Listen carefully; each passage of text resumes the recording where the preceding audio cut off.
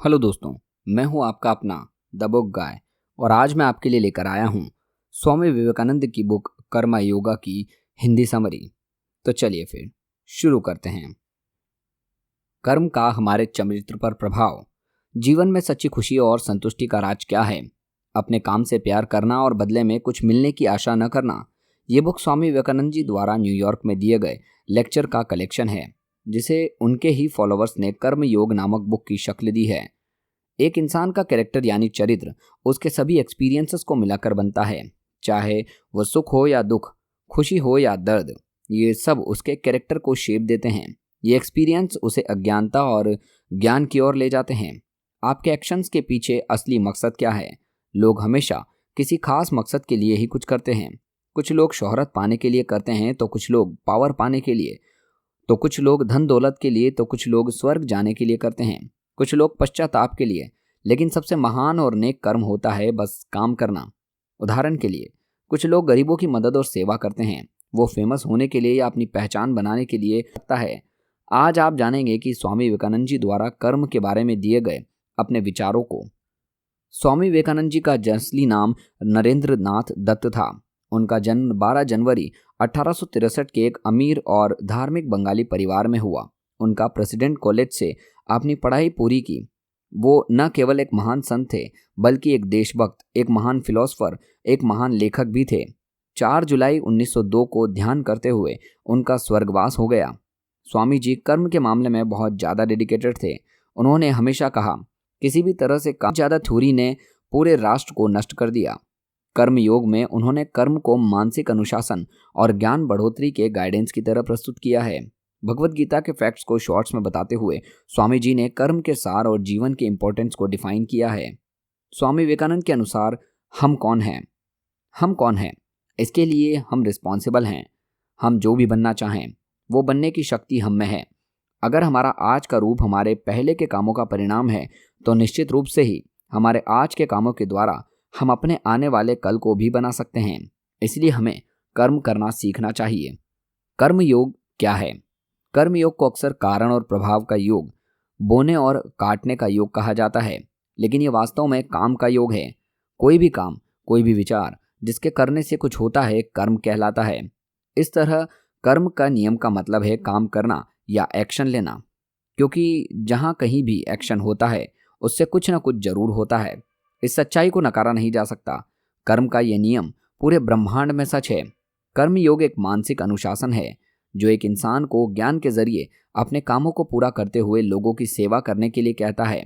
हम कर्म योग से काम करने का रहस्य, काम करने का तरीका और काम करने की शक्ति के बारे में सीखते हैं।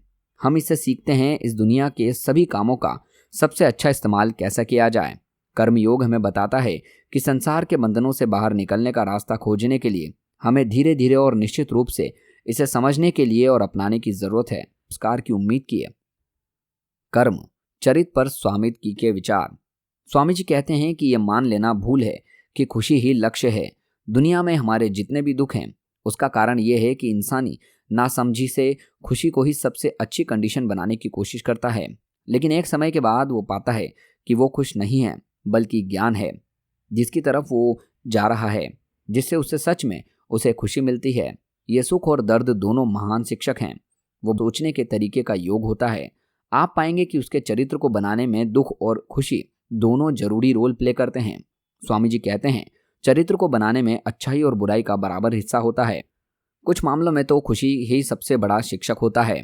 दुनिया में जिन लोगों ने महान चरित्र को बनाया है, उनके बारे में जानते समय ज़्यादातर मामलों में पाया गया है कि वह दुख था जिसने उन्हें खुशी से ज़्यादा सिखाया। वो गरीबी थी जिसने उन्हें पैसे से ज़्यादा सिखाया। ये अब यहाँ पर यह ज्ञान इंसान के अंदर ही है। कोई ज्ञान बाहर से नहीं आता, सब अंदर है। जो कुछ भी इंसान कोई इनोवेशन करता है वो पहले से ही मौजूद है। जैसे जब हम कहते हैं न्यूटन ने ग्रेविटेशन की खोज की थी, तो हमें यहाँ ये सोचने की ज़रूरत है कि क्या वह वही कोने में बैठकर उसका इंतज़ार कर रहे थे या ये उनके दिमाग में आया। फिर समय के साथ कर्म करके उन्होंने इसका महान पता लगाया। संसार को अब तक जो भी प्राप्त हुआ वो सब मन में से आता है। ब्रह्मांड की कभी ना खत्म होने वाली लाइब्रेरी आपके दिमाग में ही है। बाहरी दुनिया सिर्फ सुझाव और अवसर हैं जो आपको अपने मन के बारे में जानने के लिए प्रेरित करती है। लेकिन आपने सीखने का पर्पस हमेशा अपने बारे में ज़्यादा से ज़्यादा जानना होता है।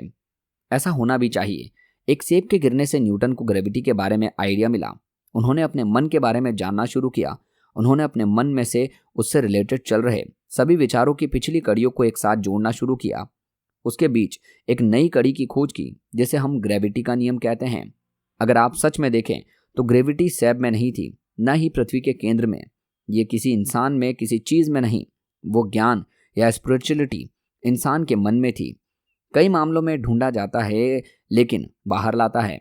तो हमारी सभी फीलिंग्स और कामों के साथ हम हमारे आंसू और हमारी मुस्कान, हमारे सुख और हमारे दुख, हमारे रोने और हमारे हंसी, हमारे श्राप और हमारे आशीर्वाद, हमारी तारीफ और हमारी कमी, इनमें से हम एक को पा सकते हैं। हर एक मानसिक और शारीरिक परेशानी जो अपने आप को शक्ति और ज्ञान को हासिल करने को दी जाती है उसे कर्म कहते हैं। व्यक्ति के चरित्र को पहचानें। आप अगर किसी व्यक्ति के चरित्र को देखकर उसके बारे में अच्छा या बुरा डिसाइड करना चाहते हैं तो सिर्फ उनके महान दिखाई देने वाली वैल्यूज़ को न देखें, बल्कि दोनों पहलुओं को देखें। क्योंकि हर बेवकूफ़ कभी न कभी किसी एक ऐसे काम से हीरो बन सकता है।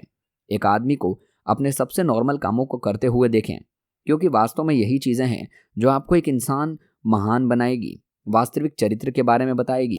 महान अवसर भी इंसान किसी न किसी तरीके से महान बनने के लिए इंस्पायर करते हैं, लेकिन वास्तव में वही महान इंसान है जिनका चरित्र हमेशा महान होता है। मतलब जो अपने दिखावटी और अंदर के सभी कामों में ईमानदार होते हैं, चाहे वो कहीं भी हों। हम वो हैं जो हमारी सोच ने हमें बनाया है। इसलिए हमें इस बात का ध्यान रखना चाहिए कि आप क्या सोचते हैं। शब्द जरूरी है, आप जो भी सोचते हैं वही आप हैं। अगर आप अपने आप को कमज़ोर समझते हैं तो आप कमज़ोर होंगे। अगर आप अपने आप को शक्तिशाली समझते हैं तो आप शक्तिशाली होंगे। सफल होने के लिए आपके पास ज़बरदस्त इच्छा शक्ति होनी चाहिए।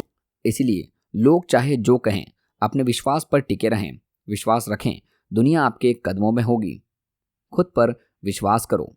दोस्तों, स्वामी जी कहते हैं कि कई लोग हैं, कहते हैं अपनी। इस तरह हर किसी की अपनी एक्टिविटी के अनुसार ड्यूटी होती है। ये दिखाता है कि किसी के लिए क्या ड्यूटी नहीं है, दूसरे के लिए वही ड्यूटी है। इसके साथ ये सोचना भी ठीक नहीं है ये कर्तव्य छोटा है, दूसरा ऊंचा है। अगर कोई इंसान ईश्वर की पूजा करने के लिए दुनिया से संन्यास ले लेता है तो उसे ये नहीं सोचना चाहिए कि जो दुनिया में रहते हैं, दुनिया की भलाई के लिए काम करते हैं, वो भगवान की पूजा नहीं कर रहे। न ही दुनिया में रहने वाले पति पत्नी और बच्चों को उनके बारे में ऐसा सोचना चाहिए। जो संसार को त्याग देते हैं वो नीच या आवारा हैं, क्योंकि हर एक का अपना अपने लोगों के जीवन में अपनी अपनी जगह और वैल्यूज़ हैं जिसे वो सिर्फ अपने काम के जरिए पूरा कर सकते हैं। कर्म का रहस्य, दूसरों के शरीर से मदद करना, उनकी शरीर की ज़रूरतों को पूरा करना वास्तव में महान है। लेकिन ऐसी मदद जितनी बड़ी है, जितनी दूर तक मदद की गई है, उतना ही दूसरे का फ़ायदा कर सकती है।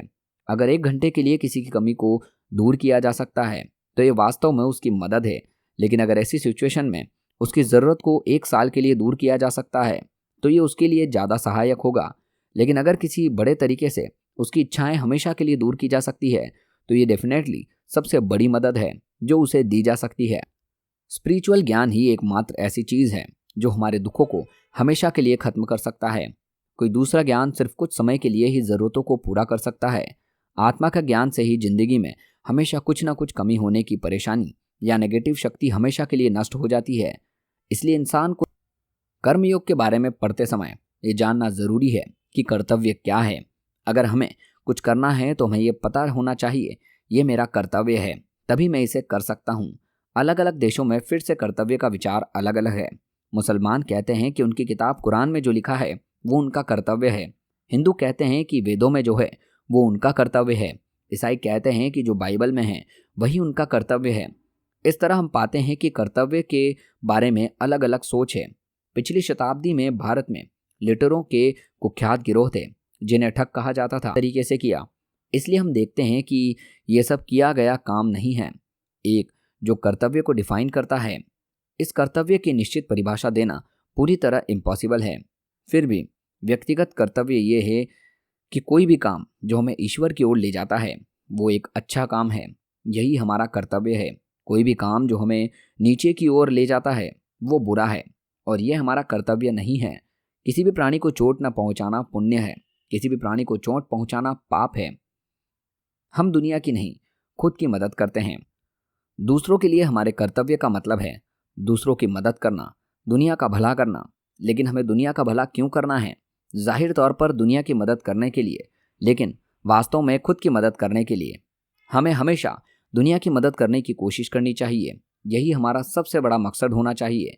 लेकिन अगर हम अच्छी तरह सोचें तो हम पाते हैं कि दुनिया को हमारी मदद की बिल्कुल भी ज़रूरत नहीं है।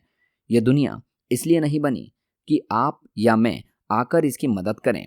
हमें अच्छा करना चाहिए क्योंकि अच्छा करने की इच्छा हमारे पास सबसे बड़ी ड्राइविंग फोर्स है। अगर हम हर समय यह चाहते हैं कि दूसरों की मदद करना भगवान की तरफ से दिया गया हमें स्पेशल राइट है, इसलिए किसी ऊंची जगह खड़े होकर 5 रुपए अपने हाथ में लेकर ये मत कहो ये लो गरीब आदमी, बल्कि शन दी गई है। इस तरह सोचने और काम करने पर आप पवित्र और परिपूर्ण होते हैं, यानी सभी इच्छाओं को पूरा करने वाले इंसान बन सकते हैं। तो दोस्तों, ये थी बुक समरी स्वामी विवेकानंद की लिखी हुई बुक कर्म योगा की। और हाँ, ये बुक स्वामी विवेकानंद ने नहीं लिखी, ये बुक उनके अनुयायियों ने और उनके फॉलोअर्स ने लिखी है। दोस्तों, आपको ये बुक समरी कैसी लगी हमें कमेंट सेक्शन में ज़रूर बताइए।